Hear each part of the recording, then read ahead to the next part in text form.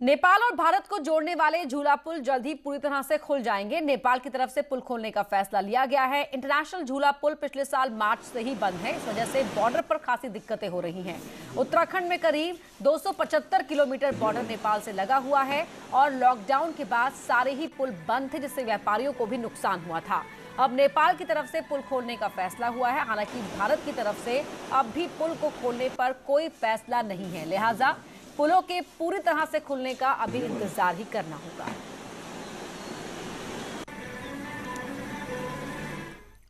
अटल आयुष्मान योजना में अच्छा काम करने वाले सरकारी और प्राइवेट सेक्टर के हॉस्पिटल को सीएम त्रिवेंद्र रावत ने उत्कृष्ट सेवा सम्मान देकर सम्मानित किया। मुख्यमंत्री ने बताया कि 18 लाख परिवारों के 41 लाख से ज्यादा गोल्डन कार्ड बनाए जा चुके हैं। 231 करोड़ की मदद से 2,36,000 से ज्यादा पेशेंट अभी तक इस योजना से इलाज ले चुके हैं। वहीं अब अगले 6 महीने में 30 लाख और गोल्डन कार्ड बनाने का लक्ष्य रखा गया है। अच्छा काम करने के लिए जॉली ग्रांट हॉस्पिटल और प्रेम सुख हॉस्पिटल देहरादून को गोल्ड सर्टिफिकेट दिया गया, जबकि कृष्णा मेडिकल सेंटर देहरादून और चामुंडा हॉस्पिटल काशीपुर को सिल्वर, हंस फाउंडेशन जनरल हॉस्पिटल सतपुली को ब्रॉन्ज सर्टिफिकेट से सम्मानित किया गया।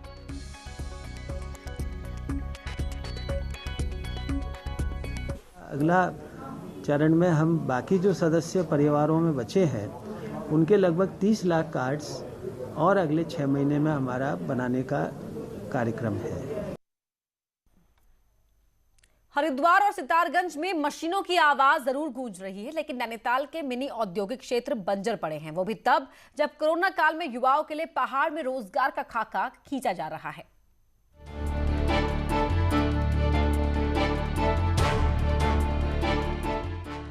ये है नैनीताल के बेताल घाट का मिनी औद्योगिक आस्थान। राज्य बनने के बाद इस इलाके के लिए यहाँ मिनी सिडकुल की स्थापना तो की गई थी, लेकिन आज ये बंजर है। करीब 2 एकड़ में फैले मिनी औद्योगिक आस्थान की हालत ये कि 20 सालों में यहाँ दूध का प्लांट ही लग सका, तो सुजाता कंपनी ताला जड़कर यहाँ से लौट गई। स्थानीय स्तर पर रोजगार के लिए तैयार किए इस मिनी सिडकुल में घास जम गई है तो जमीनों पर कब्जा दिखने लगा है। वहीं विधायक इस बात से भी अनजान है कि यहाँ कोई मिनी औद्योगिक आस्थान भी है। हालांकि स्थानीय युवा इस मिनी सिडकुल में कंपनियों को लाकर रोजगार देने की मांग कर रहे हैं।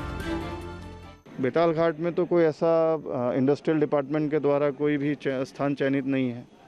कोई भी जमीन सिडकुल की वहाँ पर नहीं है, सब लोगों की स्थानीय है। सिडकुल का पहले जो यहाँ काम खुला था वो बंद है।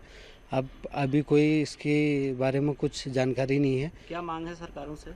सरकारों से है कि जो भी यहाँ लोग आए हैं अभी प्रवासी, उनको भी रोजगार मिलेगा। जो बेचारे यहाँ लोकल में जो बाहर नहीं जा पाते हैं उनको भी रोजगार मिल जाएगा। दरअसल राज्य बनने के बाद हरिद्वार और रुद्रपुर में बड़े औद्योगिक संस्थान खोले गए, तो पहाड़ों में मिनी औद्योगिक आस्थान की स्थापना के लिए जमीन तय की गई और सिडकुल में गांव के युवाओं को आसपास ही रोजगार देने की कल्पना की गई थी, लेकिन परिणाम सिफर ही रहा। उनमें अब नए नए हमारे जो उद्यमी हैं उनको किस तरह की नीड्स हैं, उनको उनकी तरह से अकोमोडेट किया जा सकता है, उसके लिए क्या पॉलिसी लेवल पे कोई चेंजेस की ज़रूरत है, इस तरह की चीज़ों में भी अभी एक्सरसाइजेज चल रही हैं और निकट भविष्य में उनका भी बेहतर उपयोग होगा, ऐसी उम्मीद की जा सकती है। हालांकि उद्योग विभाग नए सिरे से प्रयास करने की बात जरूर कह रहा है, लेकिन उद्योगपति पहाड़ चढ़ने को तैयार नहीं हैं।